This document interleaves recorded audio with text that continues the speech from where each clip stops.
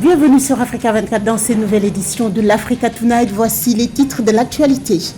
À l'élection présidentielle du 10 octobre prochain, le président libérien George Weah, candidat à sa propre succession, aura parmi ses challengers Sarabe Solonianti, une candidate qui prône l'égalité et l'unité nationale. Vous l'entendrez dans ce journal.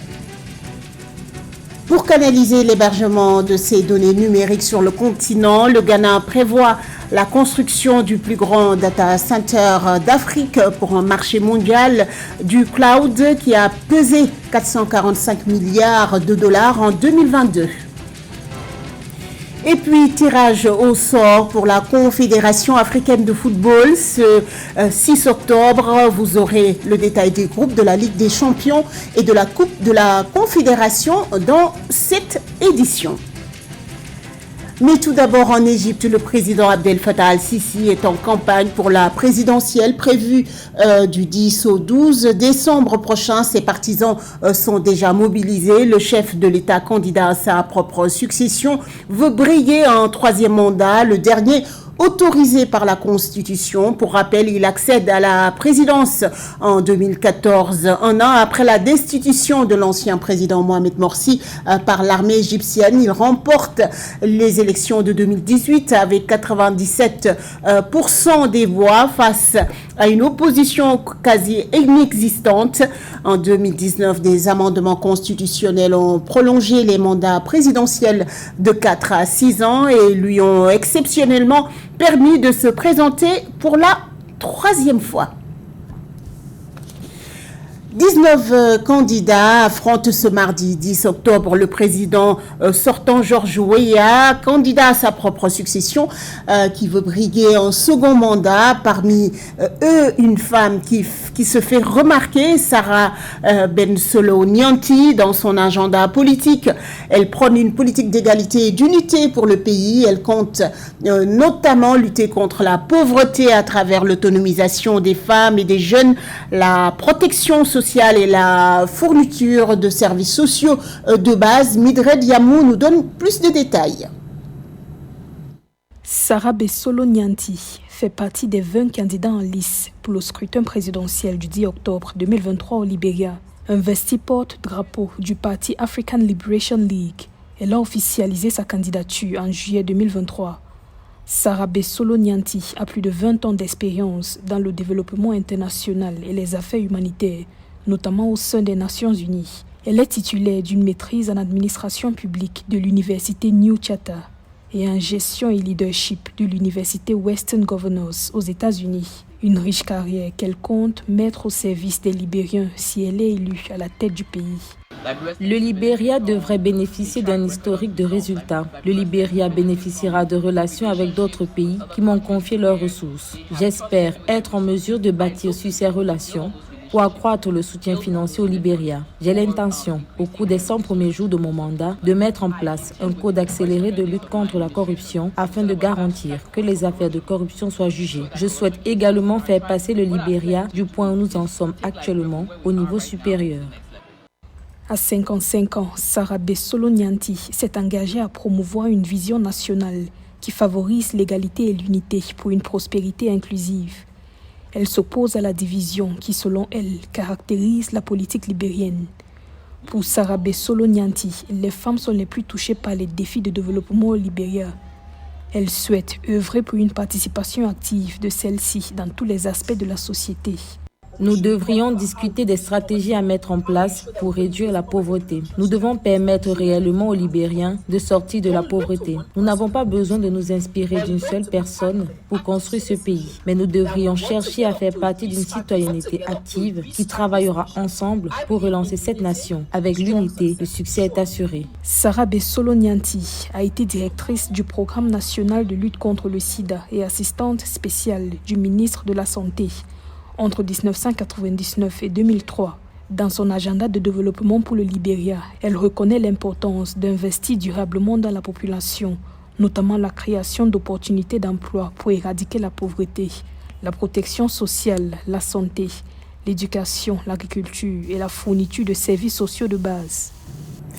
Dans le reste de l'actualité, les assemblées annuelles du groupe de la Banque mondiale et du Fonds monétaire international se tiennent du 9 au 15 octobre à Marrakech au Maroc. Un rendez-vous d'envergure internationale qui n'avait pas eu lieu sur le sol africain depuis 50 ans.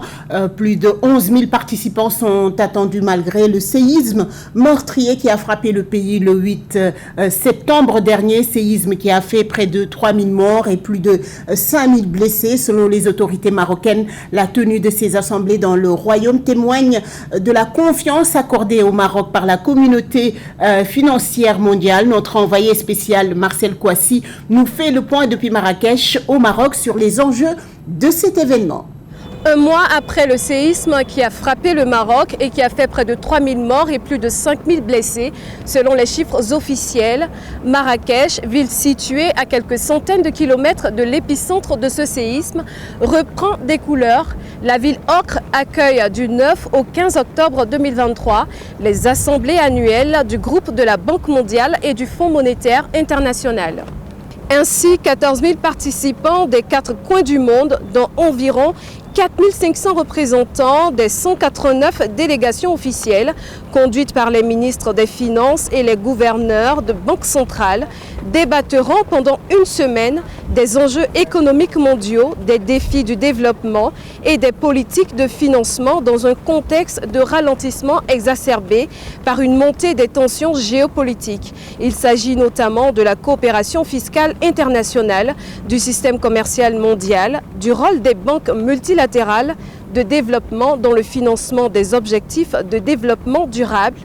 Ici, à Marrakech, où les différentes délégations font progressivement leur arrivée, les autorités marocaines précisent que la tenue des assemblées annuelles des institutions de Bretton Woods dans ce pays africain dirigé par le roi Mohamed VI, 50 ans après le Kenya, traduit de la confiance accordée par les institutions financières internationale au Royaume du Maroc en particulier et à l'Afrique en général. Marcel Kouassi, Cédric Diossou, depuis Marrakech au Maroc.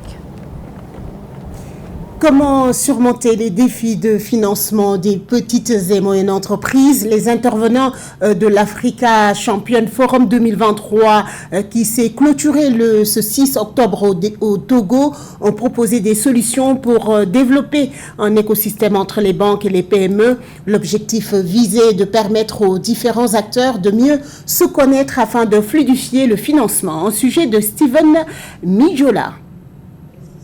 La 8e édition de l'Africa SME Champions Forum a été marquée par des engagements dont la nécessité de créer un écosystème regroupant les banques et les PME afin de mieux connaître les besoins de chaque partie. À l'avant-garde de cet élan, la BADEA a confirmé son engagement en allouant une somme de 10 milliards de francs CFA aux PME togolaises. À travers une convention signée avec le ministre de l'économie et des finances, Sani Yaya, soulignant ainsi l'importance de répondre aux défis de financement qui se posent à ces acteurs du développement. Et le forum vise à leur créer un espace chaque année où elles retrouvent des sources de financement. Donc on invite des banques de développement, des fonds d'investissement, des agences de garantie, de l'accès au marché. Une PME ne peut se développer que si elle a du business.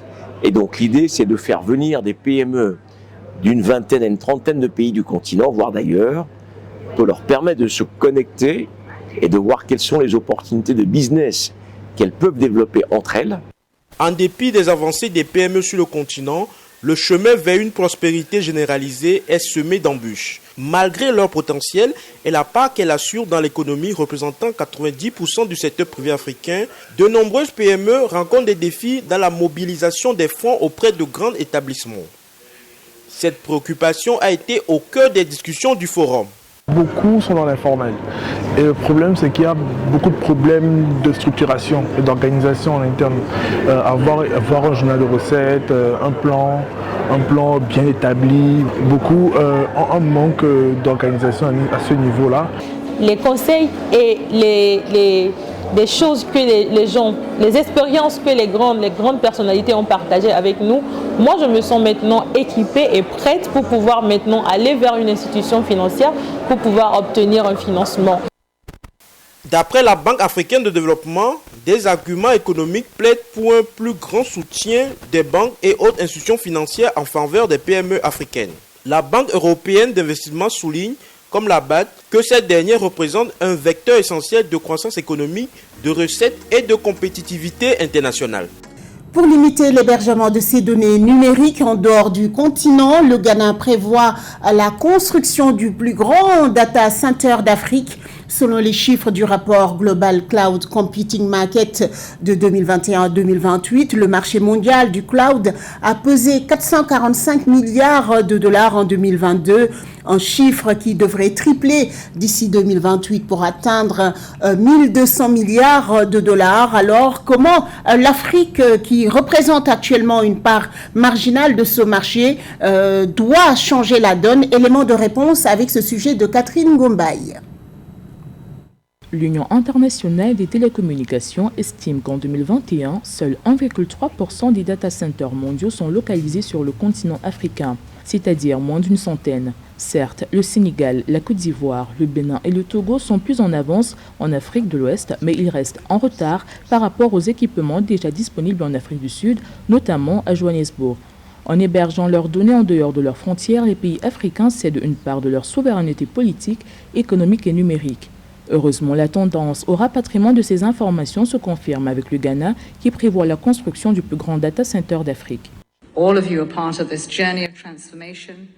Vous faites tous partie de cette grande initiative, que vous soyez physiquement présent ou que vous vous étendiez vers notre réseau numérique. Il s'agit d'un effort collectif.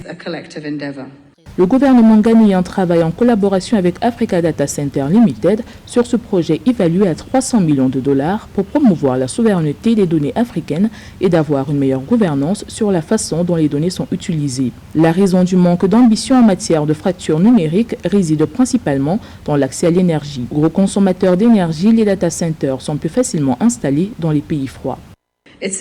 Il est essentiel que nous développions une vision commune de la transformation numérique. Le pacte mondial pour le numérique proposé par notre programme commun définit les principaux objectifs et les principales mesures à prendre pour promouvoir un avenir numérique vert, sûr et centré sur les personnes. Partout sur le continent, des programmes sont élaborés pour s'assurer que les gouvernements disposent d'une infrastructure gouvernementale numérique robuste. C'est dans ce cadre que la Zambie a accueilli le sommet sur le gouvernement numérique en Afrique, un forum réunissant les fournisseurs de solutions industrielles, des leaders technologiques et des hauts fonctionnaires.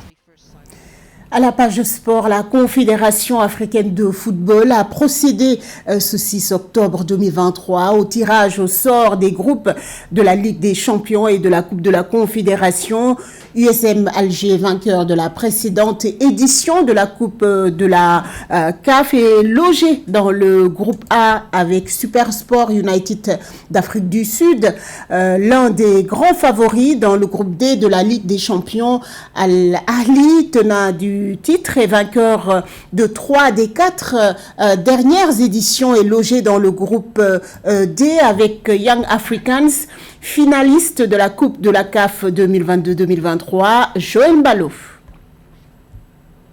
Le tirage au sort de la phase de groupe de la Coupe de la Confédération CAF 2023-2024 est connu. Le champion en titre, USM AG, et récent vainqueur de la Super Coupe de la CAF, hérite de la poule A, avec Futur FC d'Égypte, Supersport United d'Afrique du Sud et Al Hilal de Libye. Des poules plutôt relevées au vu du potentiel des joueurs africains au cours de la dernière décennie. The only team which will prepare more adequately, I think because nowadays there is no easy game.